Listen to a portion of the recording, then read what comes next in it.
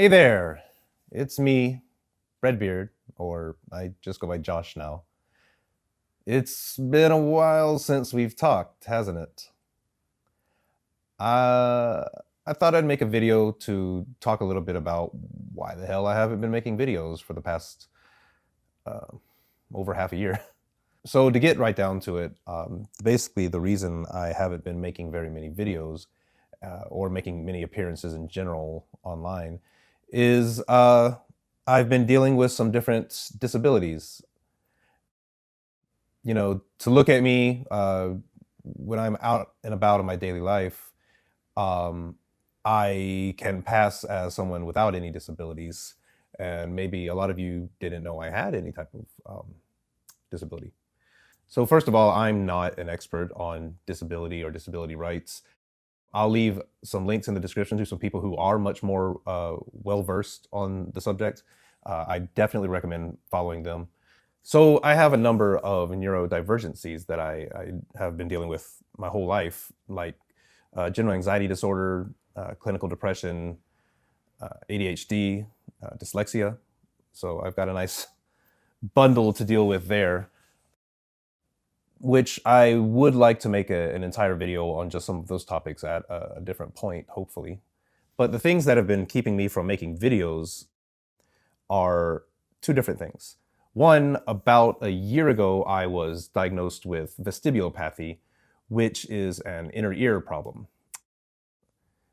There's not a whole lot of documentation on it.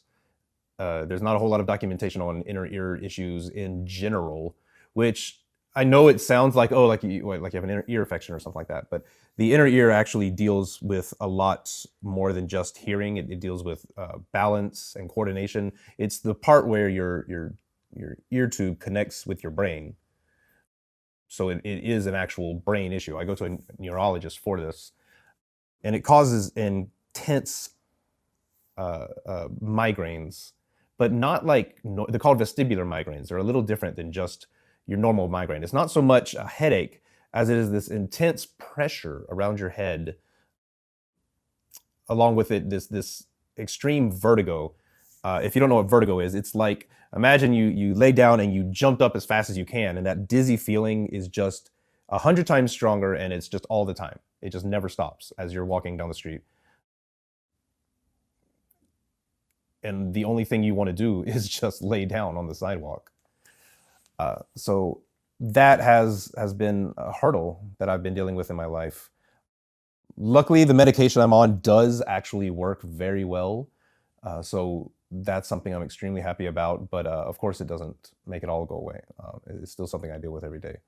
And then the main thing that's kept me from making videos is around the same time I was diagnosed with vestibulopathy, I was diagnosed with obstructive sleep apnea.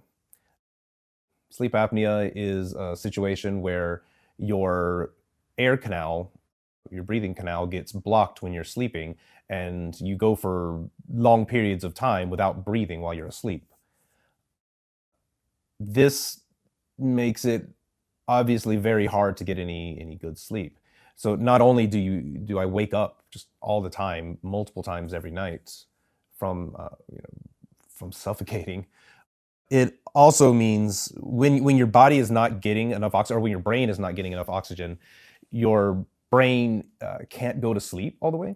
It stays partially awake to having a higher function to ensure that your airway can stay open, that you can breathe harder to get the air into your body, which means I never get stage 3 sleep and deep sleep.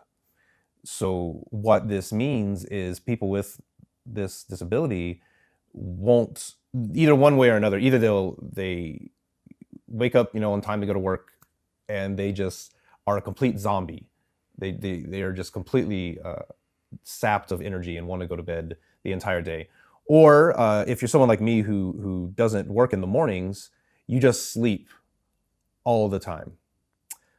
And then when you wake up, you also have the zombie feeling, because even with all that extra sleep, it wasn't real sleep.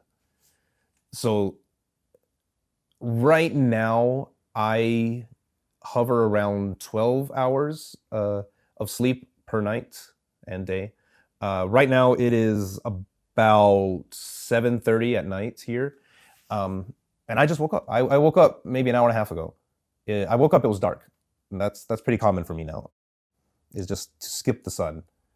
It's it's like fast forwarding through life because I'm unconscious for most of it. I'm sleeping just my way through existence, and it's horrible. Uh, I whenever I fall asleep, I know that when I wake up, I'm gonna have a 5 hour day, which also makes it hard to hold down my job.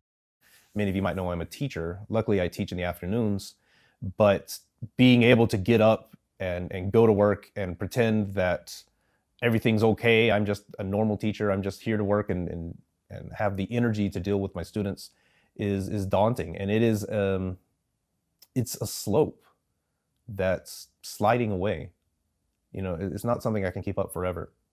So when I was diagnosed with both of these, I had the biggest problem even thinking about myself as disabled. Um, it was really hard to acknowledge. Like, am I disabled enough to claim this, to say this about myself, to say that there's something wrong with me? It, it was very strange when, for years, I knew something was wrong. My sleep was steadily declining in quality. I was having these intense migraines just daily. Literally, I went for months with every single day having migraines. And then when I got diagnosed, it was this weird sense of relief. Like, I'm not just making it up. There's kind of this irony of being told that there's nothing wrong with you. Like, oh, you're fine. You don't have any illnesses. You're just a hypochondriac.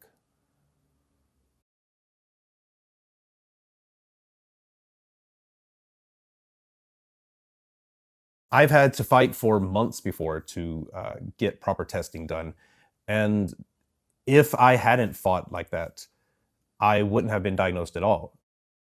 Here in Taiwan, for sleep disorders, you are sent to psychiatrists. And the psychiatrist I was seeing was absolutely sure that it was just due to my depression, which, fair enough, depression can cause you not want to get out of bed. It can cause you to just go back to sleep a lot of the time. But this was different. There's a difference between not having the will to get out of bed, so you just go back to sleep, and wanting to get out of bed, but you just are not conscious and you don't have the power to pull yourself out of bed when you finally do wake up. You just are sapped of all of your energy. And finally, when I convinced him to do a sleep study, it turned out that I wasn't breathing when I was asleep.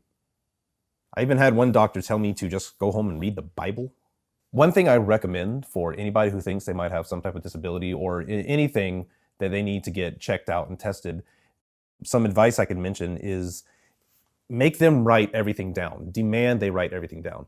If you ask for some test to be run or some type of examination to be done and they refuse to do it, tell them, I want it written down in the notes that I requested this and you refuse to do it. So that way, if later on down the line I do get diagnosed, this can show that I've been dealing with this for a long period of time.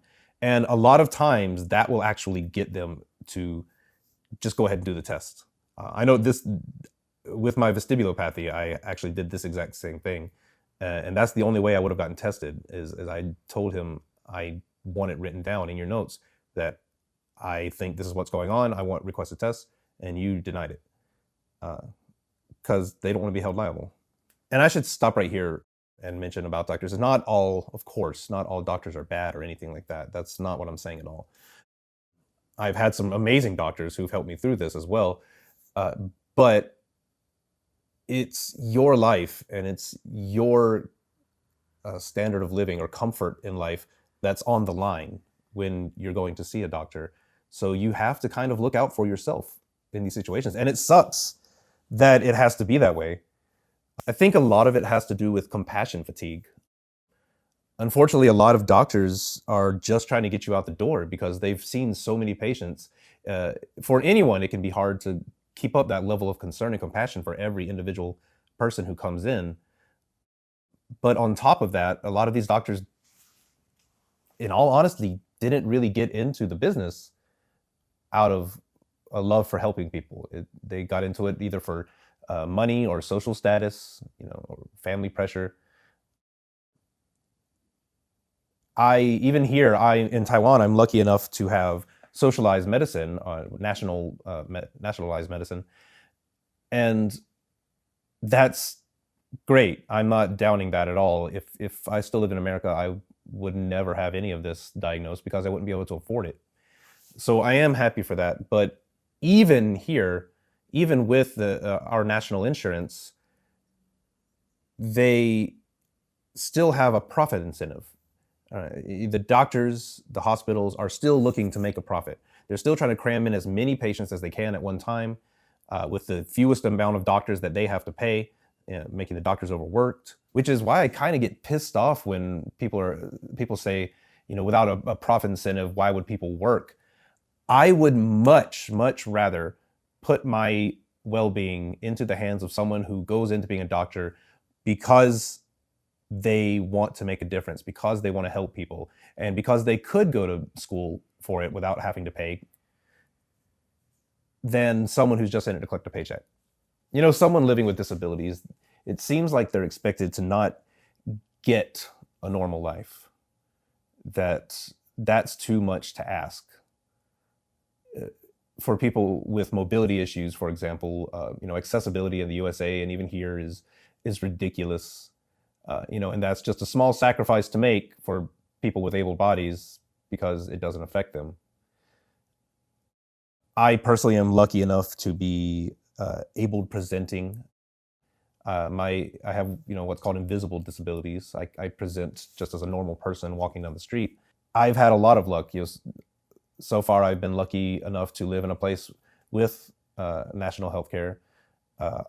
I've been lucky enough to have a job that so far allows me to work with the disability I have. However, even that is not guaranteed, not just because, as I said before, it's daunting to have the energy to do my job, but just the aspect that so many people living with disabilities or neurodivergencies have to worry about is keeping their job, because it's a lot easier a lot of times for your job to just find somebody different, no matter how good of an employee you are. No matter how good of a teacher I am taking a risk at losing my job just by speaking publicly about this. If someone in my HR department was to decide that I was too much of a burden, it would be much easier to just let me go. And that's because your productivity is your value as a human being in a capitalist society.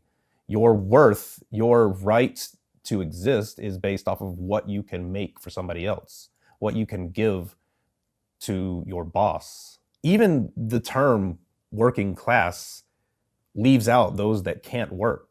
And I think that's something that a lot of us need to remember, is those that are downtrodden are not just those that can work. There's also those that can't chip in, who are still just as valid and have every right to live comfortably and thrivingly in a society. Those of us on the left are in no way immune from ableism. As a matter of fact, I see it quite prevalent. It makes me so sad. Almost every day I see some form of ableism in leftist spaces, either in our speech or in our actions. It may seem like such a small non-issue or something that someone's blowing out of proportion or getting too upset about, but you have to remember that people with disabilities are already at a disadvantage, not just because of their disability, but when it comes to being respected as an equal human. It's already that much harder to reach the net zero that is taken for granted by able-bodied people. So the reason I finally got off my butt and made an update video is because I'm going into surgery in a few days. to hopefully correct my sleep apnea. We'll have to see if it's effective, if it's successful, but hopefully I'll be able to have some form of sleep after this. And I'm hoping that I can start making videos again pretty soon after the surgery, depending on how well it goes, and if I have the energy to start making videos again. By the time you see this video, I probably will have already had the surgery. And I've talked with some other people who've gone through it, and they've had a really large improvement in quality of life. So here's hoping.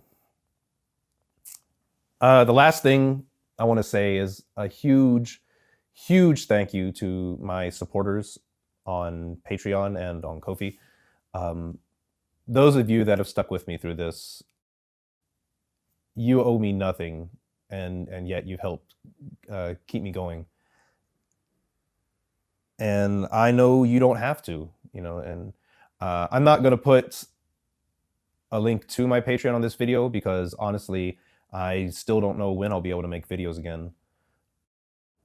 But those of you that have stuck with me, thank you so much. And I still don't know how to end any of these videos, except maybe see you on the other side.